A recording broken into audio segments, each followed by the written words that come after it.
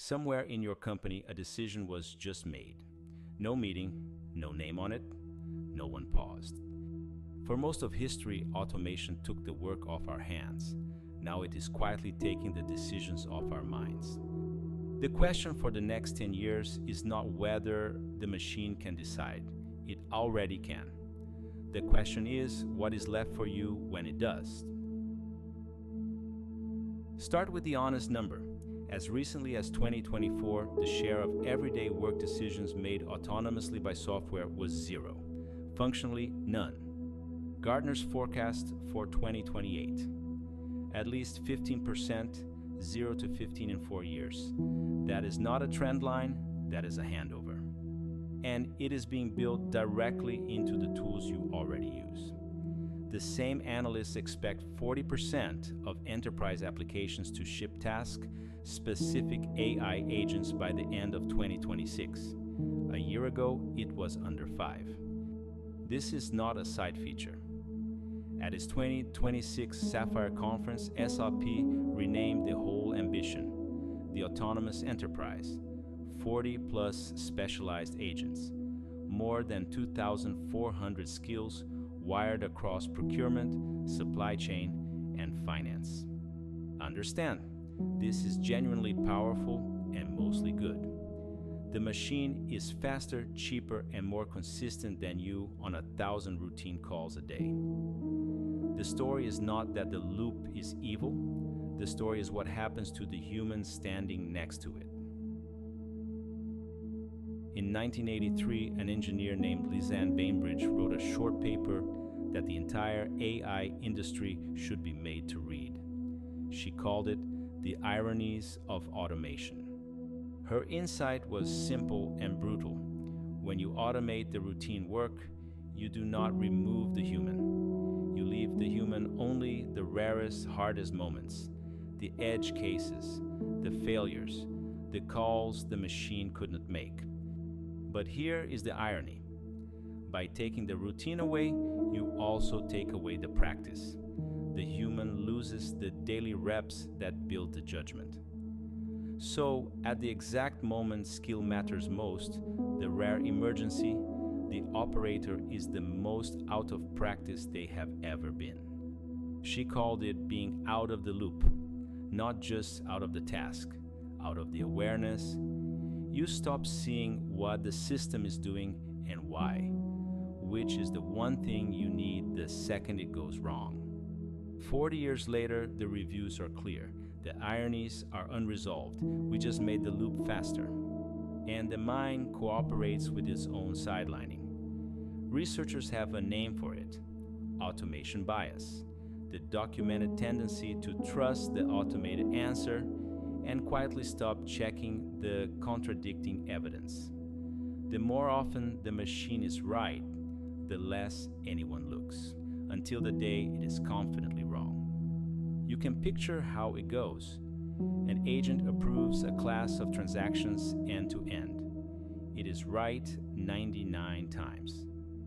The team stops reviewing because reviewing felt like friction. The 100th is the one that mattered, and no awake human was in the room. Nobody decided to let it through. That is the point. Nobody decided anything at all. So it would be easy to end here, on the fear. But the data does something more interesting than scare you. It points straight at where you are still irreplaceable. The World Economic Forum looked hard at which skills AI can actually substitute.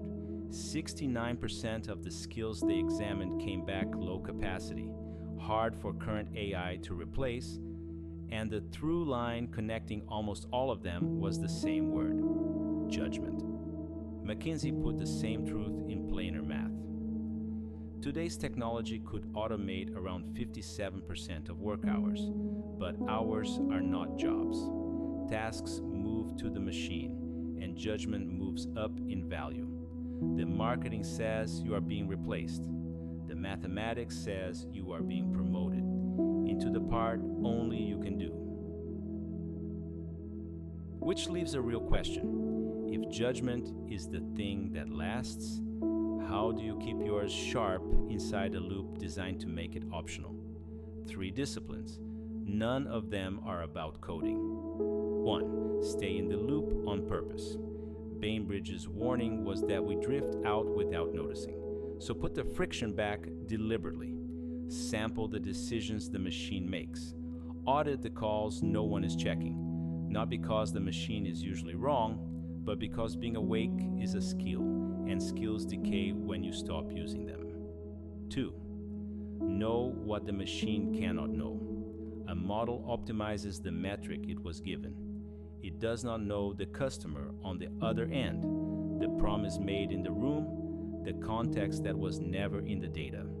That gap between the metric and the meaning is your permanent territory. Live there. 3.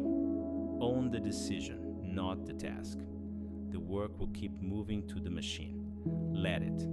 But a decision has an author, someone accountable when it matters, and the law is starting to agree.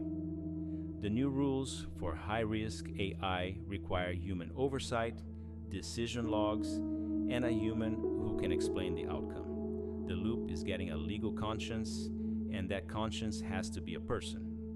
Notice what this is not. It is not standing in the machine's way. The companies that win will automate aggressively. Most will still stumble. 95% of enterprise AI pilots last year returned nothing measurable, and the cause was almost never the model. It was missing oversight, missing ownership, missing judgment. The machine was ready. The humans had left the loop. So let the machine have the routine. Let it have the speed, the consistency, the 1,000 small calls a day. That was never the part that made you valuable. What it cannot have is the pause. The moment someone looks at the confident answer and asks the one question that was not in the data. Is this actually right? The machine will make the call. You decide whether it should stand. Automation will take almost everything that can be made routine. Judgment is what is left when nothing is routine anymore. Guard it, practice it, stay awake in the loop. That is not the consolation prize. In an automate world, it is the whole job.